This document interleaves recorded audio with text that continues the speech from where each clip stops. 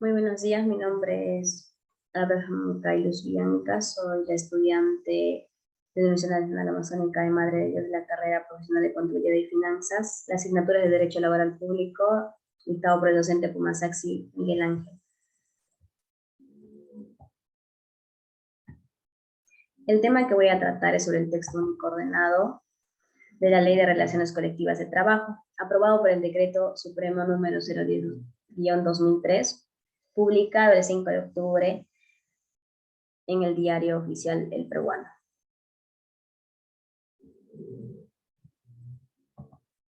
Título 1 del campo de aplicación. Esta norma se va a regir netamente a aquellos trabajadores sujetos al régimen laboral de la actividad privada que presten servicios a aquellos empleadores privados o empresas privadas.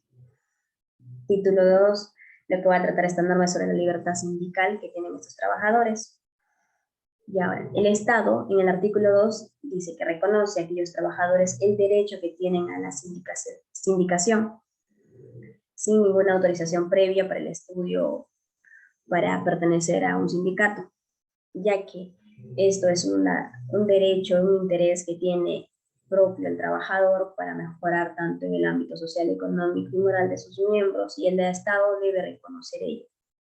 También se debe tener en cuenta que tanto el Estado, los empleadores, los representantes no deben intervenir, menoscabar, restringir o coactar tanto en la administración o sostenimiento de estas organizaciones sindicales, así como la integración de nuevos empleadores o la salida de aquellos. En el artículo 5 nos va a hablar sobre los tipos de sindicatos que existen en las empresas. En las empresas están aquellos trabajadores que tienen diversas funciones, pero que van a pertenecer a una misma empresa, en este caso Telefónica, de actividades que aún siendo, digamos, distintos los trabajadores con distintas funciones y pertenezcan a distintas empresas, lo que deben tener en común las empresas es que estas deben tener una rama de actividad económica, digamos, que se relacione, puede ser tanto en telecomunicaciones o en construcción. También existe un sindicato, lo que son los sindicatos de gremio, que los trabajadores pueden ser distintos, de distintas empresas, pero lo común que van a hacer estos trabajadores es el oficio. Mientras que de oficios varios, también se le caracteriza a aquellos trabajadores con distintos oficios, funciones, y que pertenezcan a distintas empresas, ya sea que estén relacionados en su ámbito económico o también no. También debemos tener en cuenta que en el artículo 12 nos dice que para que una persona sea miembro de un sindicato se requiere que el trabajador labore en la empresa, y lo importante es que el trabajador no debe desempeñar un cargo de confianza en la empresa o también formar parte del personal de dirección. Y si es que quiere formar parte de ese sindicato, entonces no debe estar afiliado a otro sindicato que pertenece al mismo ámbito, digamos, de la empresa. Ahora, para formar un sindicato debemos tener en cuenta tanto el artículo 14 y el artículo 15. Esto se va a darse más que todo en los trabajadores. El artículo 14 nos dice sobre los sindicatos que pueden darse en una empresa o también sindicatos que pueden darse, digamos, de otra naturaleza. Los sindicatos de una empresa se desarrollan por 20 trabajadores. Los sindicatos de otra naturaleza se desarrollan por 50 trabajadores. El artículo 15 nos dice que, digamos, ¿qué pasa si es que una empresa no tiene esa cantidad de trabajadores, ya sea 20 o 50? Entonces, siempre un trabajador va a querer tener que alguien que le represente. Entonces, lo que se da en esta opción es que van a elegir a 2 delegados que le van a representar tanto ante su empleador y ante la autoridad de trabajo. En el artículo 8 vamos a hablar sobre las funciones que tienen estas organizaciones sindicales, este grupo que va a representar a los trabajadores. ¿Y qué va a hacer? Bueno, como principal función, representar a los trabajadores. Segundo, es que van a celebrar convenciones colectivas de trabajo donde que todos los trabajadores hayan dado su opinión y tengan en cuenta que de alguna u otra forma tiene que beneficiarlos a ellos. También representar o defender a sus miembros si existe algún proceso, digamos, que donde las organizaciones sindicales pueden intervenir y ayudar. Promover la creación y fomentar el desarrollo, ya sea con los cajas o en algún aspecto económico. Promover el mejoramiento cultural de educación general, en este caso ya digamos entre los trabajadores, ya sea que existe alguna diferencia, entonces un mejoramiento cultural o una, digamos, la educación general de alguna forma para que tanto los trabajadores puedan convivir de forma armoniosa en este ámbito laboral. También como existen, digamos, las funciones de las organizaciones sindicales, también ellos tienen unas obligaciones que deben cumplir, que es observar estrictamente sus normas a las cuales están rigiendo, sus leyes y algunas normas también que las regulan, y llevar los libros de actas. Estos libros de actas son necesarios ya que ahí se va a tener que dar a conocer las correspondientes asambleas y sesiones de junta directiva que se vayan desarrollando por las organizaciones sindicales y también las decisiones de interés general que tengan los trabajadores. Ya, estos libros de actas tienen que tener solamente un aspecto esencial, que deben estar sellados por la autoridad de trabajo para darle así su legalidad o su validez. También, si existe, digamos, alguna reforma en sus estatutos de las organizaciones sindicales, lo que van a hacer directamente es comunicar a la autoridad de trabajo y también en 5 días hábiles lo que tienen que hacer es nominar una junta directiva y también dar a conocer estos cambios que se han hecho. Artículo 11. Las organizaciones sindicales están impedidas de las siguientes cosas, que es dedicarse institucionalmente de manera exclusiva a asuntos de política partidaria. Y esto no quiere decir que vamos a menoscabar las libertades que nos da la Constitución política, sino que son unas reglas donde que no deben incluirse ante ello. O también coaccionar directo o indirectamente a los trabajadores de ingresar o retirarse. Debemos tener en cuenta que el trabajador tiene ese derecho, esa función de querer pertenecer a un sindicato. Y esto no lo puede decir, digamos, las organizaciones sindicales, yo te voy a expulsar por tal razón. No, a menos, claro, puede realizar esta expulsión a menos que, digamos, en el estatuto, este trabajador haya infringido alguna norma.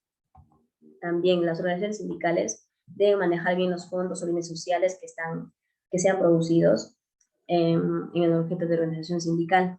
Y digamos, si es que no han sido debidamente autorizados, entonces están infringiendo. También deben distribuir directo o indirectamente la renta de bienes de patrimonio sindical.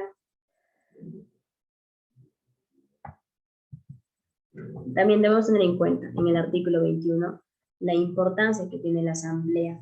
Es decir, la asamblea en el artículo 21 se presenta como concepto que es el órgano máximo de un sindicato. Digamos, en otras localidades o en otros pueden también realizarse por intermedio de delegados, pero lo general, lo máximo de que existe de un sindicato, una representación de trabajadores es la asamblea. ¿Y la asamblea qué atribuciones tiene? En el artículo 22 nos dice que la asamblea va a elegir a la junta directiva. La junta directiva puede estar formada por cualquier trabajador que pertenezca a la empresa y puede salirse, digamos, en cualquier momento que él desee, o aquellas, digamos, en cualquier circunstancia que ocurra. También las atribuciones que se dan a las asambleas generales, que ellas pueden modificar el estatuto de acuerdo a la conveniencia de los trabajadores. Acordar también la fusión con otras empresas, ya sea de su mismo ámbito o no. También acordar afiliaciones o desafiliaciones con federaciones o federaciones, tanto organizaciones a nivel internacional, ya que debemos tener en cuenta que los sindicatos son a niveles locales, regionales, nacionales y también internacionales. Acordar la enajenación directa o indirecta de los bienes del patrimonio sindical y decidir sobre la expulsión de cualquier afiliado o la imposición de sanciones disciplinarias. Los trabajadores, al igual, pueden cometer, digamos, infringir algunas normas que se realicen en su estatuto. Entonces, al momento de infringir, esto da a la expulsión de este afiliado.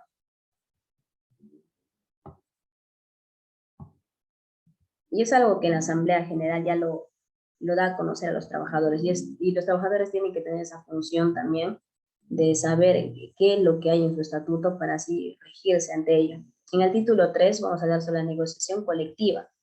La negociación colectiva se va a dar simplemente a aquellas empresas que tengan un año, por lo menos un año de funcionamiento. La convención colectiva se da entre trabajadores y empleadores. Por lo general, los puntos que se tratan son remuneraciones, condiciones de trabajo, productividad.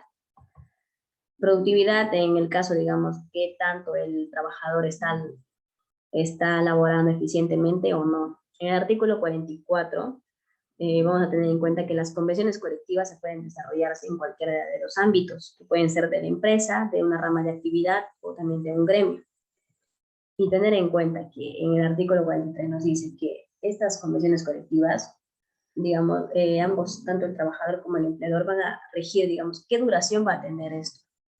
Si en caso no se haya acordado en ambas partes, entonces esta falta de acuerdo hace o da a conocer que va a ser de un año.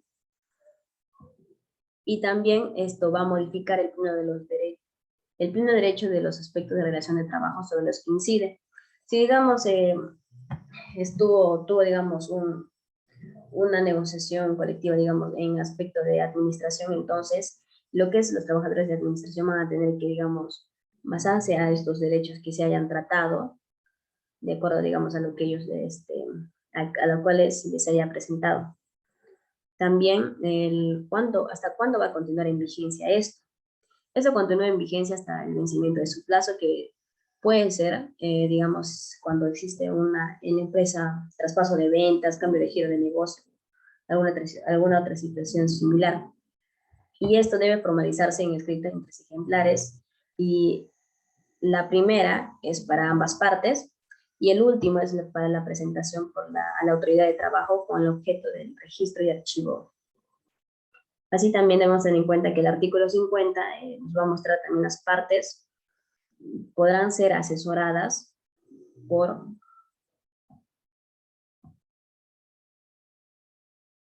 bueno, en la parte donde que son asesoradas tanto el empleador como el trabajador, va a existir lo que son los abogados, y ellos van a intervenir para que esto sea de forma pacífica, pero más que todo, los trabajadores y empleadores van a tener que dar a conocer sus propuestas y todo lo que quieren realizar en este convenio colectivo. Ahora tenemos que tener en cuenta que el artículo 58 nos dice que ambas partes, tanto el trabajador como el empleador, va a informar a la autoridad de trabajo si es que existe una terminación de negocio, y así, digamos, pudiendo solicitar el inicio de un procedimiento de conciliación. Pero si no existe esto, ya la autoridad de trabajo lo puede dar, digamos, un procedimiento si ve o no conveniente. Bueno, ahora vamos a tomar en cuenta el artículo 61.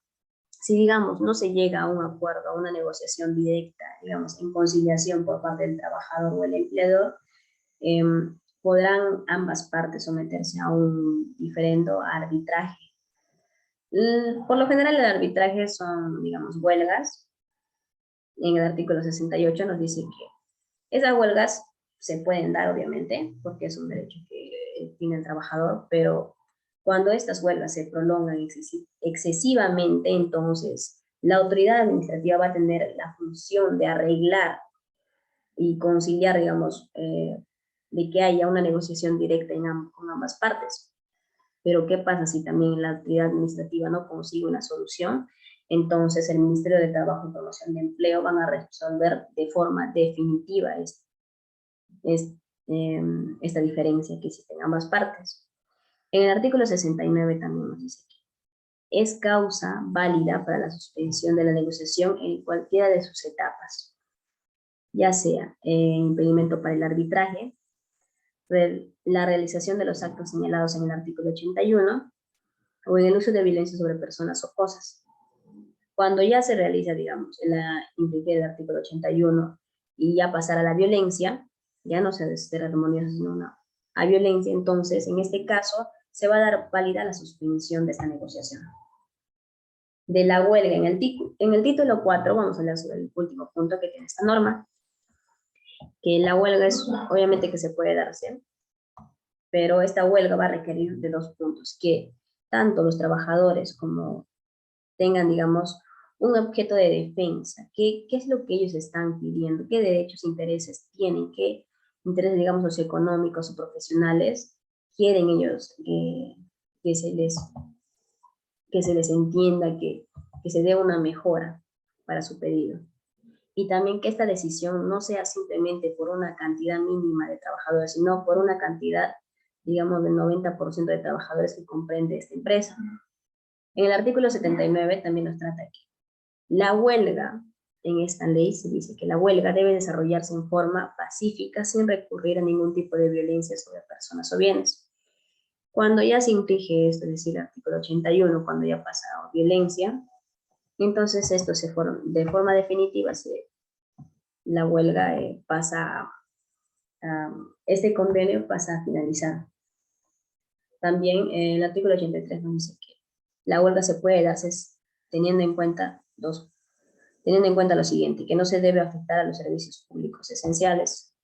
Ya sabemos que en una empresa lo esenciales son los sanitarios, la salubridad, la limpieza, el saneamiento, la electricidad, agua y gas y combustible, el mantenimiento ya sea en transporte, los de telecomunicaciones o los de administración de justicia, que esto no debe ser afectado por la huelga. Y también el artículo 85 lo reitera, que la huelga va a terminar ya sea por acuerdo de las partes en conflicto, el trabajador o el empleador, o por decisión de los trabajadores, o también por la resolución suprema en el caso previsto, creo que es el artículo 68, o cuando también se declara ilegal. Es decir, cuando ya no respeta el artículo 79, que es desarrollarse la huelga de forma pacífica. En conclusión, sabemos que la ley de relaciones colectivas tiene un fin común, que es brindar estabilidad y apoyo tanto al trabajador como al empleador. Y esto para lograr una convivencia armoniosa laboral de ambas partes. Y tener en cuenta que la ley, si la persona cumple con los artículos que están regidos en esta ley, entonces debe tener en cuenta también que la persona está amparada de sus derechos y obligaciones que pueda tener. Esas son las referencias y gracias por su